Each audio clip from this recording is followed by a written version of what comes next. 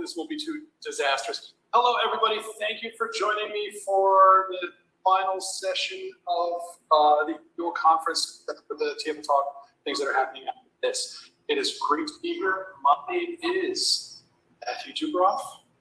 I'm currently the chair MSAT, and I'm doing a workshop today about what I've developed over my years of working with the Alexander technique in theater and specifically for the act.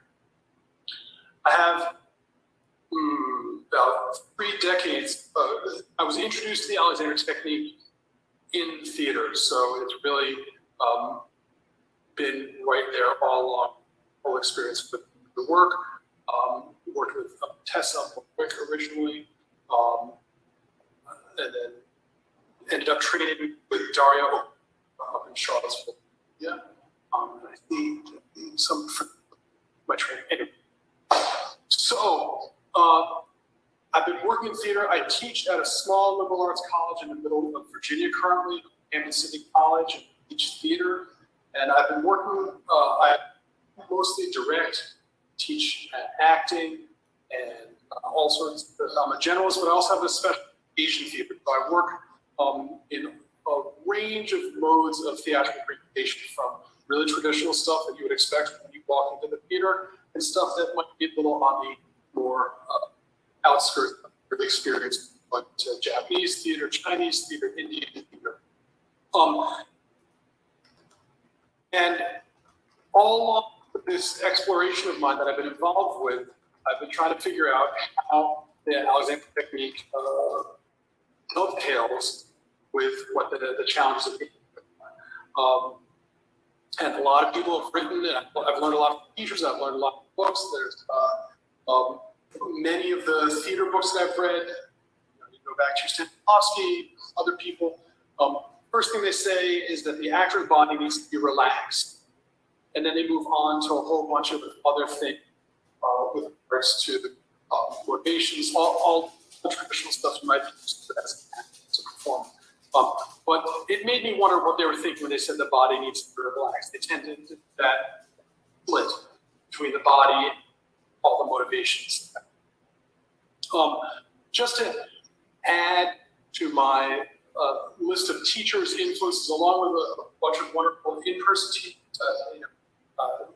intensive studies with Stanislavski, Udo Hagen, Chekhov, Linklater, Dayami, the Natya Sakura, moving into Meisner, lots and lots. And I have an open appreciation for them all. And ultimately, where I function in the theater is I like stuff that works, stuff that is functional. So this technique, I don't even have a name for it quite yet. What I'm going to work with you today, this sequence, is something that I've developed. And, over the years, it's been road tested a bunch at all levels, at all stuff. It's been proven to me to be a functional, useful technique. At the end of the day, when you go to see a play, you don't want to be looking at technique. You want to have experience. So that's I don't supersede anything that anybody else is doing. I just think this is a fun, useful. What we're going to do, you can do it without the Alexander technique. I'll say that it dovetails beautifully with the Alexander technique, and there's a lot more director-actor conversations that can happen if the Alexander technique a lot more nuanced, deeper conversations that occur rather than just doing this stuff. So as we get started at doing things, I'll rely on you, since I'm not in the room with you, to be the wonderful student teachers that you are. Keep that going.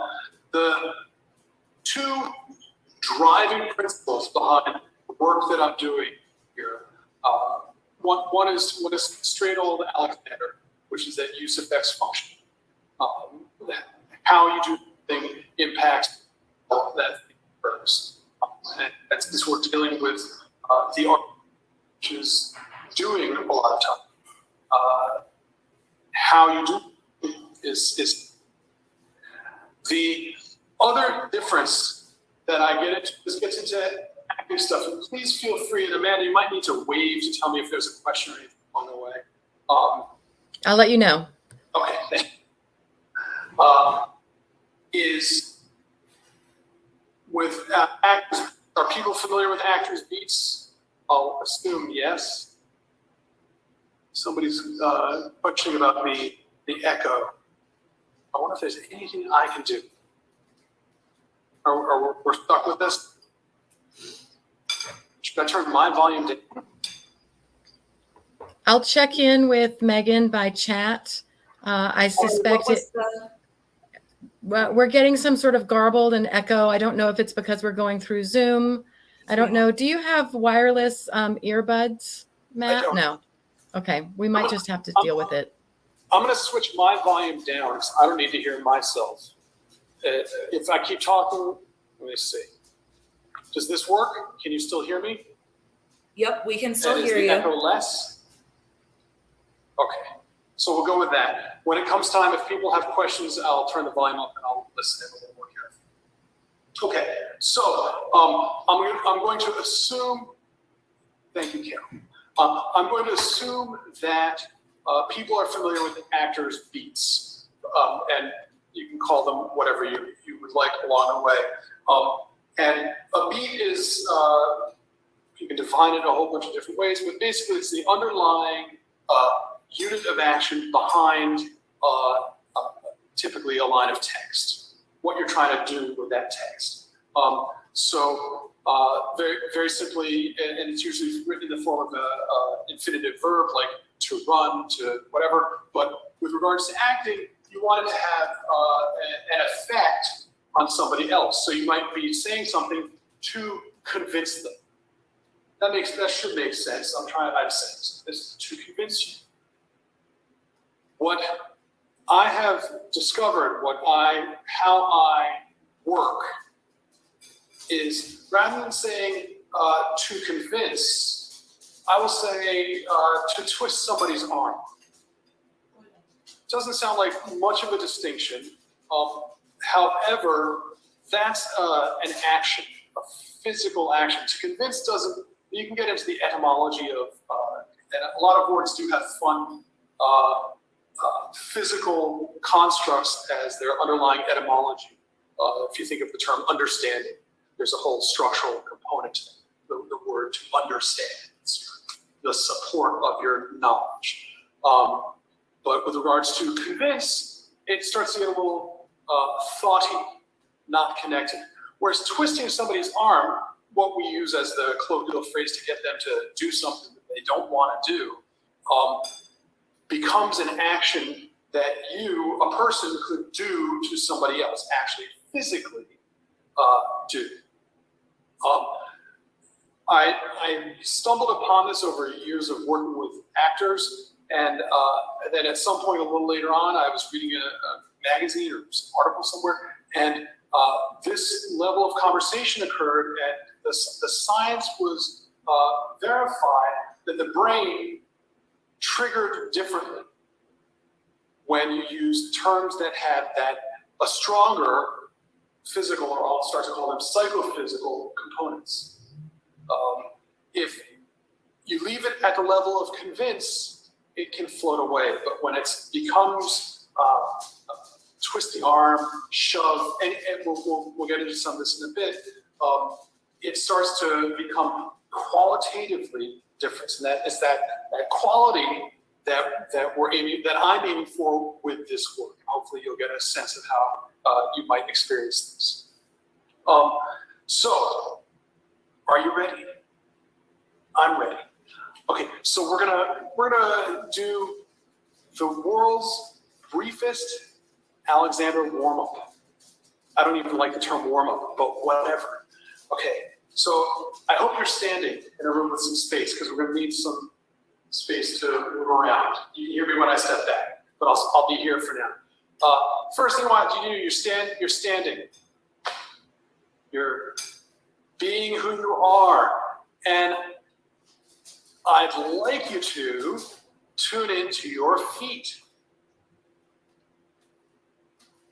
They're way down there. Excellent. Now stop. Now, and I think I've stolen this from, and I steal all of my stuff. Nothing that I do is original. Please take that for granted. I want you to forget about your feet for a second. You're going to go back down to your feet, but I want you to stay up here. In other words, it's all of you. Your feet are down there, but I heard it compared to when I first asked you to go down to your feet, it was like sending a letter, an actual letter, stamp, envelope, written out, that sort of thing. Now we're going with email. It's like that, from here to there, and the whole thing is engaged. You can just spend a moment with that.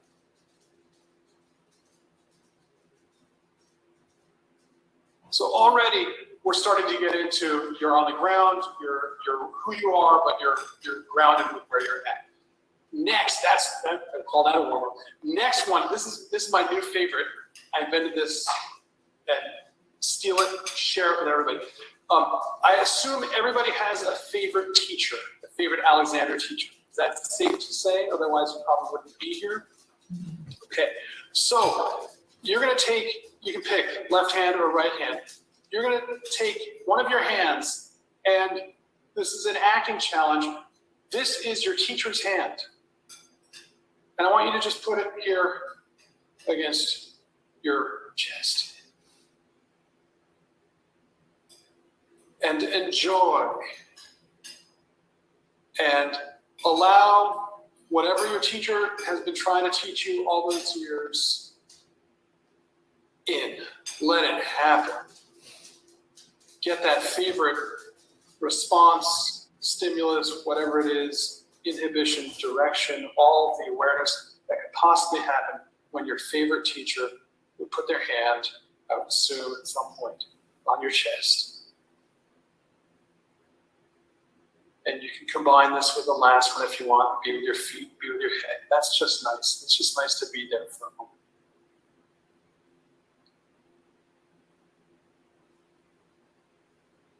Take your hand away. And you can move around a little bit. Move around a little bit.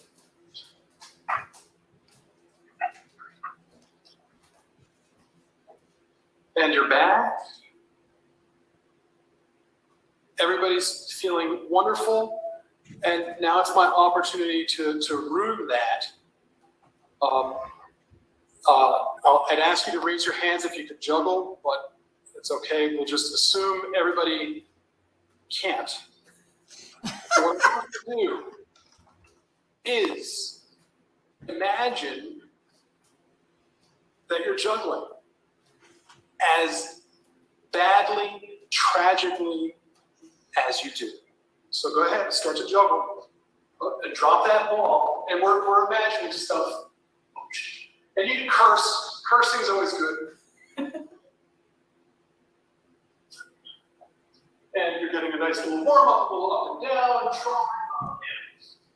Okay, and throw your balls away. Come back. Was everybody awful at juggling? Is anybody good? I assume somebody's good at juggling, but I'm not.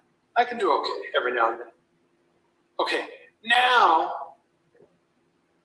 your world is about to be spun around. I want you to become,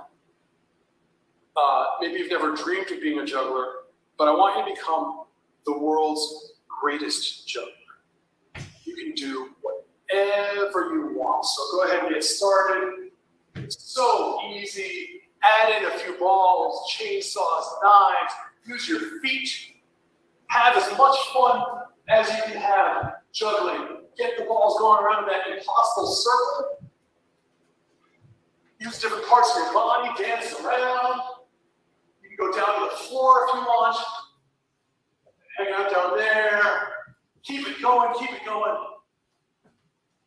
And you got it, and throw the balls away happily. And you're back. Everybody a little bit warm? So we're playing the game when you're doing acting of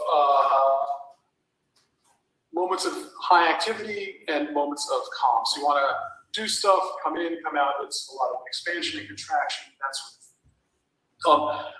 That's a fun warm-up, I find, because it starts to put you into the, on an individual level, it starts to put the group on an individual level into the reality that if they change their way of thinking, if you think of yourself as a master, all of a sudden a whole bunch of things become possible. And you don't have to be juggling to think of yourself as a master. So again, it's a gift that can keep on giving. Anytime you're out and about doing whatever, doing the dishes, you can think, I'm a master of this. Keep it, doesn't have to be juggling. We just pick that as the activity we're engaging in. And your mind functions differently when you are a master. I think that's ties in with what we're doing with a lot of our analogies. Okay, are we ready? It's showtime. We're going to get into what I'm going to call the sequence, and there's going to be I'm going to give you a thing to do, and I want you to explore it. And we'll do with each one, we're going to do 4 or 5. We might hang out for a minute or two, just exploring around. So take your time with this. There's no pressure. There's no rush.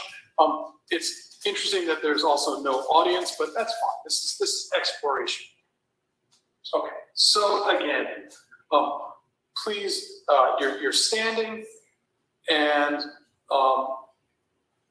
it all has to connect with breath. So allow yourself to breathe. And I'm a fan of the breathe out first and let the breath come. So just spend some time tuning into your breath.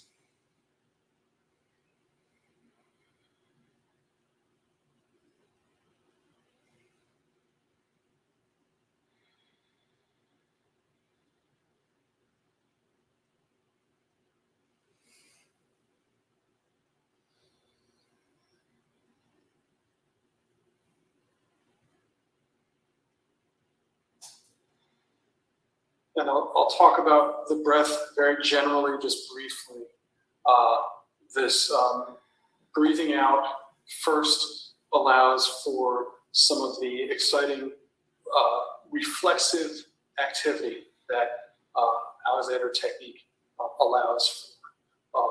You breathe out. There's that moment. There could be a moment of pause where you need to breathe for a second, something along those lines. And then there's a spring of the breath drawing in.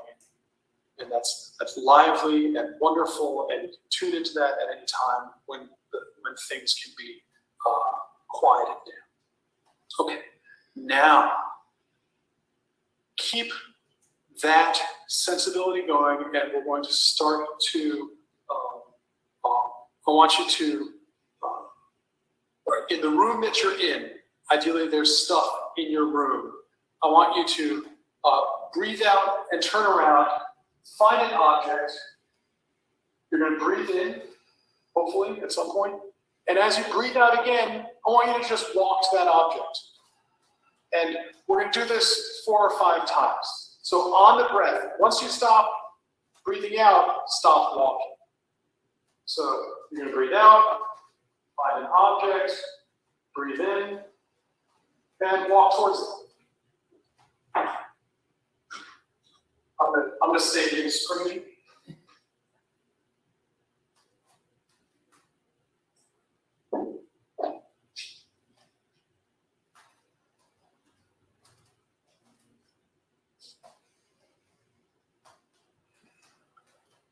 Then do that a couple of more times. And nice and easy. Not much work going on. We're keeping this as light as possible. But that's about to change.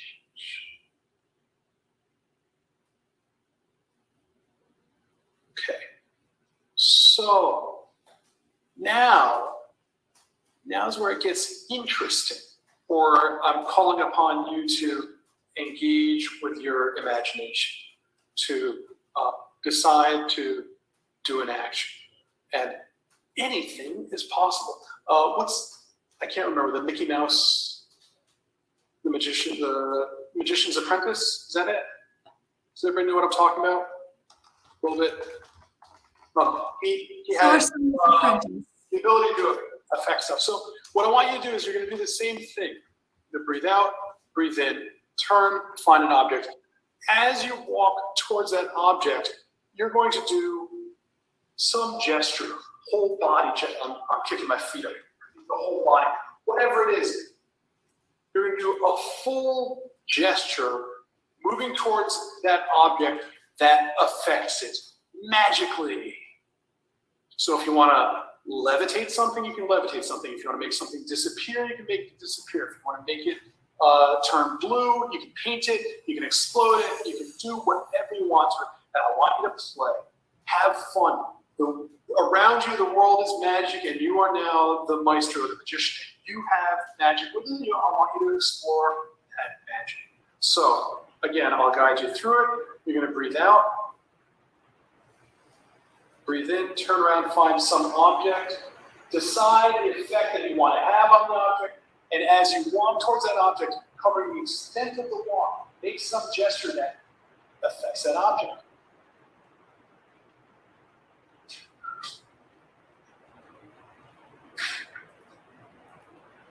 Try to stay in screen.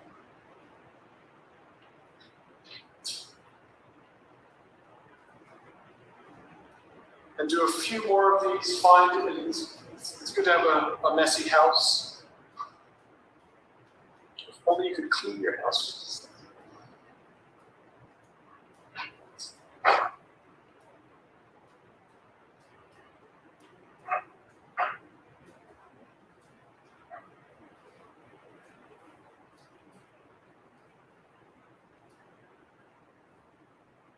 So let's do one more. Okay, so we're back. So you're starting to feel the power, right? The breathing and walking, pretty straightforward Alexander stuff. It starts to connect the breath to a physicality.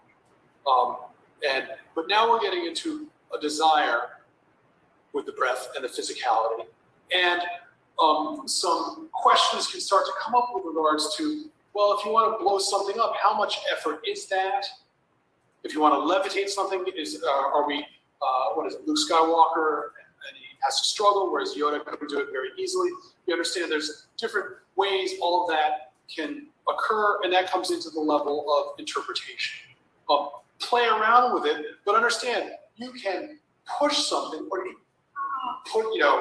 we've all moved furniture at some point, right? So those become questions of interpretation that this activity, and we're getting into it, enable and allow you to have conversations with yourself or with fellow performers or with directors.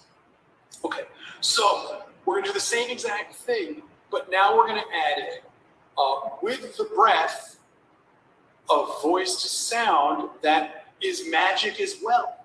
So not only are you, whatever it is, pushing, shoving, elevating, blowing up, whatever, you are with your voice, rather than a breath of sound. Don't go anything like that. I want wow, however it is. I want you to make noise on your exhalation as you're doing the exact same thing. So, talking through it, standing. You're going to breathe out, breathe in, find an object, have a desire of what you want to do to it, and as you walk towards it, you're going to make a gesture and attach a sound to that gesture. Cover the whole distance with a full sound. It takes the full breath to make that all happen. So it's wah! And have fun, be loud, scare the neighbors. Do a few more of those. And they can be light, fluffy sounds, whatever it is. I want you to explore, send your voice around in ways that you're not normally doing.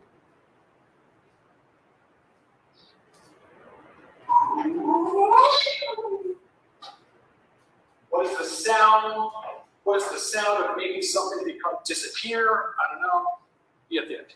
So just keep exploring around with that. Do a few more.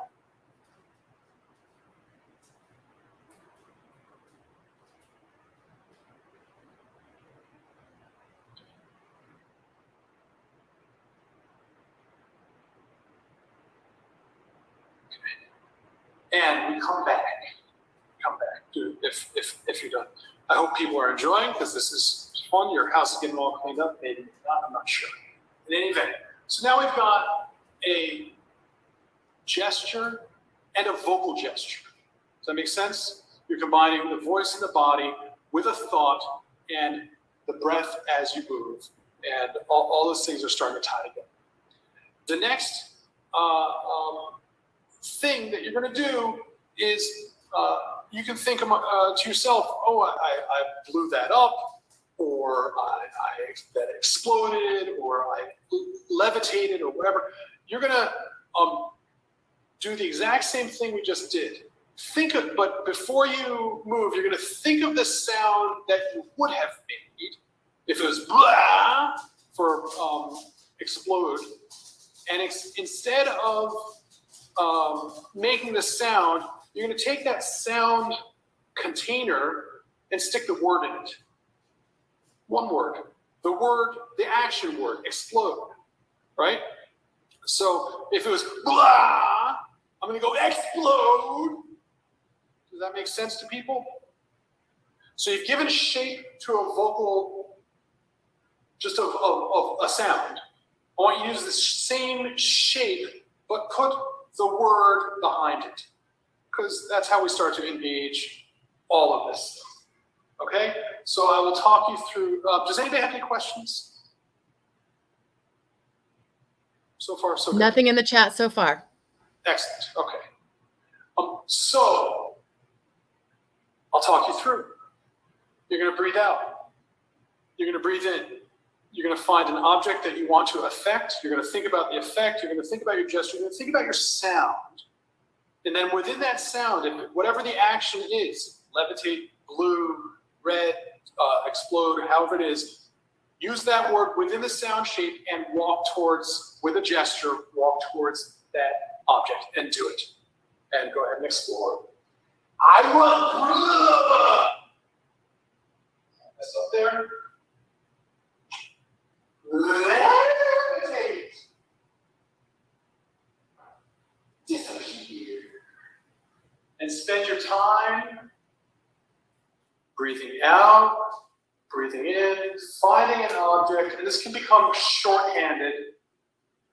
Think of the sound and then a word with this sound.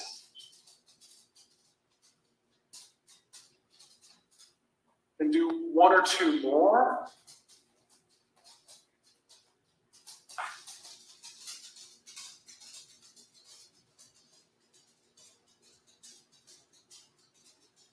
And we can come back.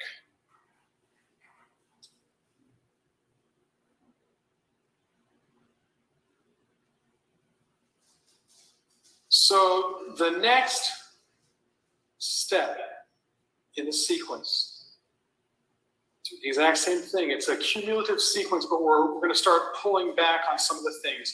Now you're going to, this is the most involved one, which is you're going to breathe out, breathe in, find an object, decide on your effect, decide on your gesture, or discover your gesture, however you want to work that. Think of the sound, and the word that you would have done, you're going to take that word and put it into a simple desire sentence. I want you to disappear. I want you to explode. I want you to be blue, or I paint you blue, whatever it is. It doesn't have to necessarily be I want. But I want you to put it into a full sentence. So you're taking that sound shape that you created and you're going to stretch it out over the whole sentence.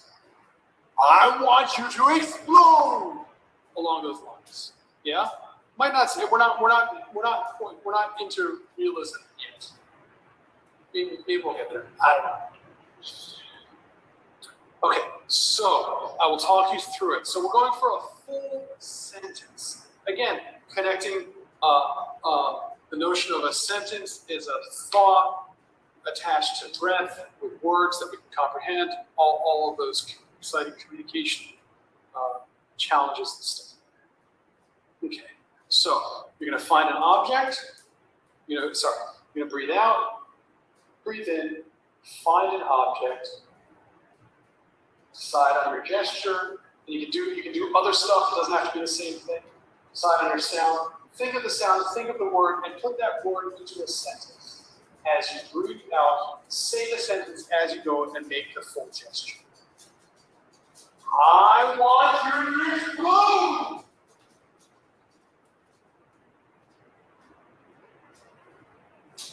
You will levitate! And try a few more of those.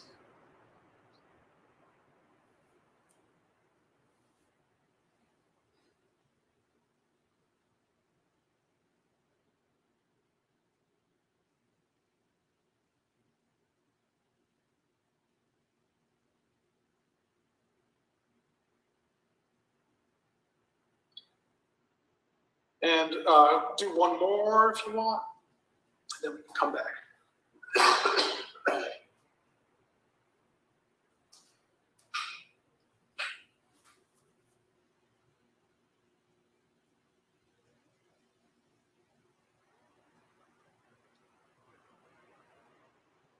Okay, and you're back. And so now we're going to do the whole thing again, the exact same stuff, but we're going to take away the movement, we're going to take away the gesture, we're going to shortcut, or we're going to have gone through this sequence of events and just say your sentence. Just look at we can still look at an object, but you don't need to walk to it. You don't need to wave your arms around like one of those people who does theater. I saw a play this past weekend that they kept referring to as the theater. David, you don't have to look like you're in the theater. You can just say what it is you're going to say. So again, we're going to do the mind experiment or the thought challenge of the thinking of what our gesture might be, thinking of what our sound might be, picking the word and putting that word into a sentence and enveloping the sentence into the sound shape that we've given it. And we'll call that our base. That's where this all can begin. So I'll invite you to stand up. You don't have to stand up. We're at that phase, but anyway, you stand up, breathe out, breathe in, find your object. Think about the effect you want to have on it. Think about the gesture that you might do. It's within you as a possibility. Think about the sound. Think about the word. Think about the sentence. And then just say the sentence. I want you to explode.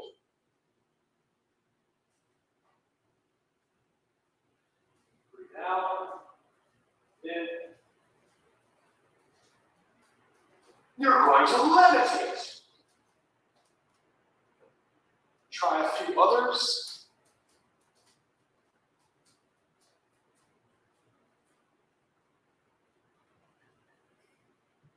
Make sure the thought is in there.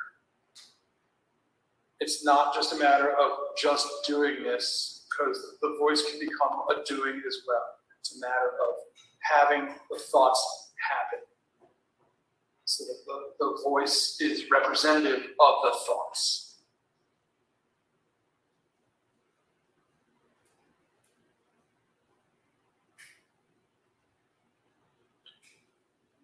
Then do one more.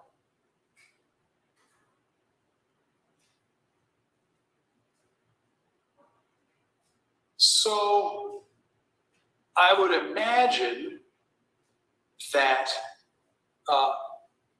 that sentence had a quality about it that you could appreciate. Had something going on. Wasn't just saying a sentence. When we move into an actual theatrical, I'm doing a play, whatever, performing, you might not want to go whole hog with that full sound envelope. That could get pretty extreme. Audiences might run screaming after the first 10 minutes of people going, I want, along those lines. What you can do is shave it back. Maybe one word in there has that quality. Maybe it's even pulled back further than that. You start to get your color scales going. How colorful do you want to be? Is it very restrained, and yet for whatever reason, I want you to explode. It's still in there, but there's something holding you back.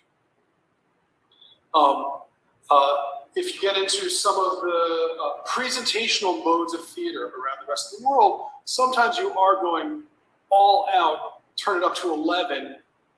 How much color can you add in there? And other times it can be much more muted. Same thing with the movement and the gesture. That can become the distinction. That can become part of your blocking, how you move across the room, how you move from one character to another, or it can become part of your business. If you're, oh, I want you to explode. If you have to do stuff to make things happen, that can become stage business, gestural business. These are things that you can start to explore around. But you've got the full scale there. Did anybody come prepared with a line of text that they wanted to explore or discuss? Is there anybody out there? You're welcome to drop that in the chat, or you can join us on screen. Who all is watching? How many folk are there? We have 15 total, including the two of us. Okay. So, if not, that's fine. Just by way of example, if you want somebody to leave the room, and your line is, I want you to leave, you can do that as a shove. I want you to leave, right? And the voice does that. The thought, the psychophysical activity supports that line. Or, let's go. We are starting to get a couple. The Okay. first one is, oh, my offense is rank, from Joe. Okay, so, oh, my offense is rank. That gets in, is that, hi, Genoa. Is that from a soliloquy? It's Shakespeare. It is Claudius from Hamlet, if I remember correctly. He's talking to himself in the chapel. Is that correct? Got it. Yeah. A few things. Soliloquies get into some weird stuff. You're having an effect on yourself, possibly, and that's,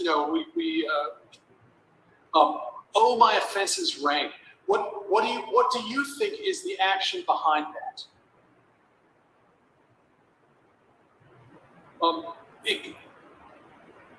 It could be, just sometimes you can move it from affecting another character to affecting yourself, or just it could become imagistic. The answer in the chat is to make himself feel guilty. Okay, so to make himself feel guilty, I would start to put that into interesting thoughts. Absolutely. How does he do it? He takes something, could be realization. Again, the realizations. These are the discussions that I like to have.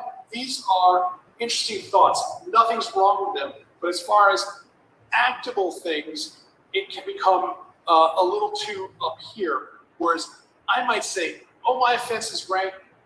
This guy is so pissed. He's ready to trash the hotel room, right? He's that angry. So he's going to take the TV and smash it with that line, if that's just as a way that it could go. So it becomes, you have that gesture, oh, my offense is rank, and you go for it. You put that into it, behind the activity, and then you don't have to do that gesture. Oh, my offense is rank, and it's there, possible. And there's a lot of exploration. How do you make yourself feel guilty? Or I'll get into realizations in a second. So Mary says, let us go then, you and I. The realization of, sorry. And again, this is a process of exploration. Realization gets into something I just discussed, that beats are effective. In other words, to have an effect on somebody else. So I want you to leave. You shove somebody. That's a simple, pretty straightforward thing. They can be effective on myself. There's whatever that is. And it can also very quickly become imagistic. I think that's a lot of the link ladder students. I don't know. Please don't. To the smashing of an object or painting a picture along those lines becomes imagistic. Realizations get into something that I've developed that are called soft beats. And this is really challenging for for actors at all levels, which is, how do we respond to stuff? When somebody says something to us, or how do we realize things, it becomes, it's not quite affecting another object. It can be a little bit. It becomes the challenge of, how do we listen? And I connect that with the sensibility of, how do we see? People, when they want to look at something, they'll go, that's doing vision. That doesn't help you see anything more clearly. From the little work I've done with it, the location of sight in the brain is back here, where we often put the hand. So if you allow images to come in and see from back here, your eyes become what they are, sense organs. Same way that your feet are sense organs. It comes back to the same thing.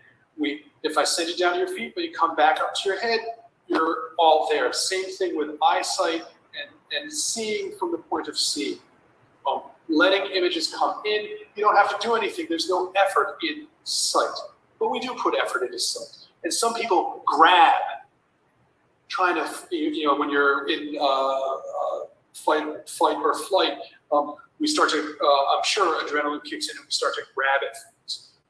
We grab with our feet, we grab with our hands, and we grab with our eyes. And we do the same thing with information, with realizations. So you can let a realization in and go, oh, my offense is rank, and just let that all drift in. Or you can be in a state of desperation and grab at it. My offense is rank, drawing in as quickly as possible. Another mode is if somebody pushes against you, you're standing and somebody pushes against you, you have a range of choices. That's what we as Alexander teachers are trying to do, is to allow people to have as many choices as possible. Somebody pushes against you, you can collapse. So that information comes in, I can collapse underneath it. It becomes a character choice. Another thing that we often do is somebody pushes against us, we brace. We brace against it. So that becomes a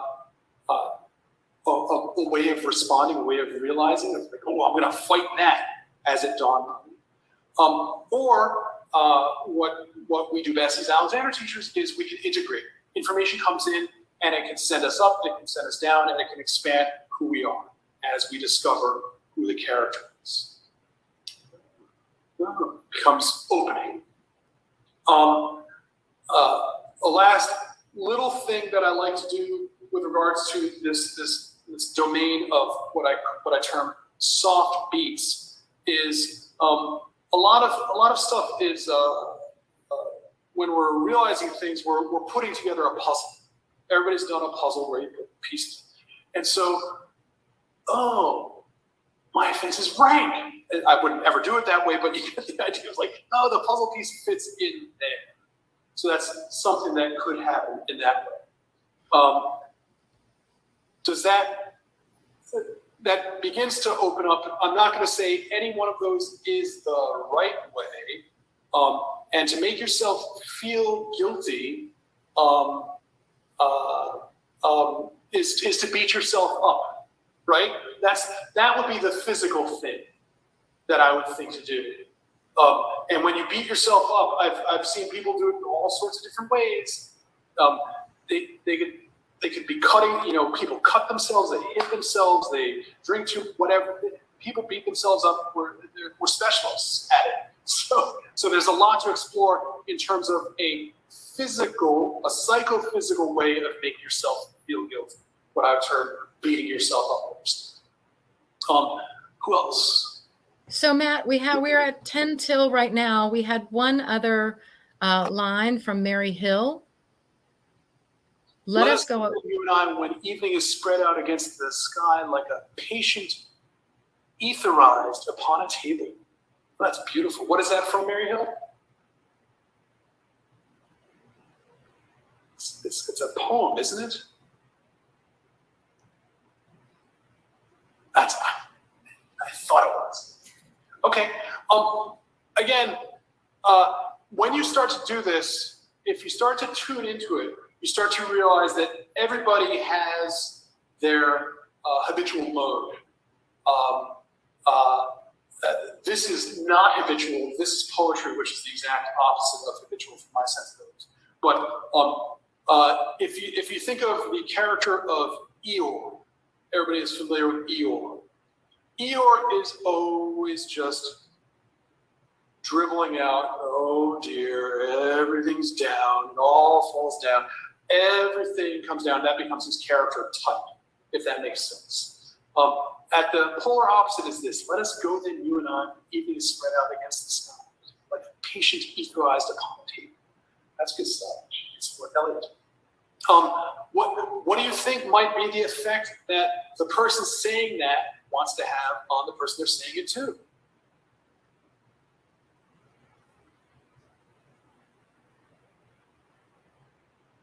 I find it enticing to draw out, right? It's not so efforted. It's delicate. I'm just playing around with. I'm just exploring here. Maybe it's leading somebody by a silk thread, and you can have fun with that. Let us go then, you and I can't read the rest of it. Go ahead. Let us go then, you and I. Evening is spread out against the sky like a patient etherized upon a table. That's fun. You can play around with the images within that. And the work that I do assumes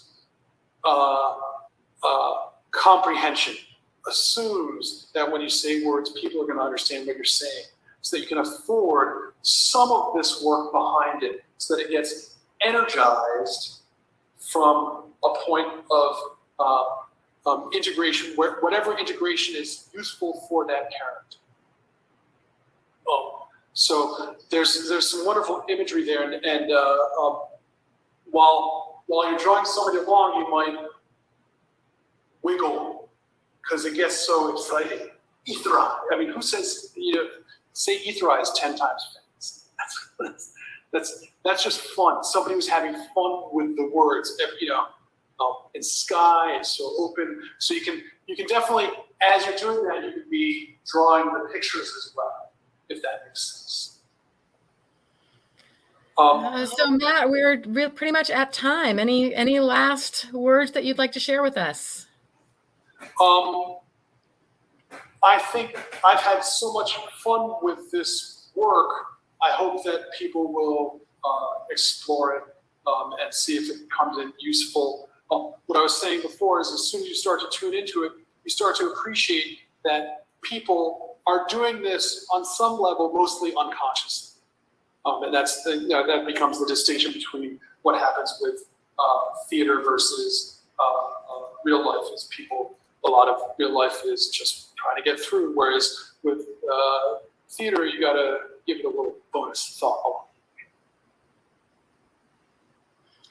Thank you so much. And I'm available for questions. Yay! And we worked it through the technical difficulties. Thank you, Megan. Thank you, Amanda.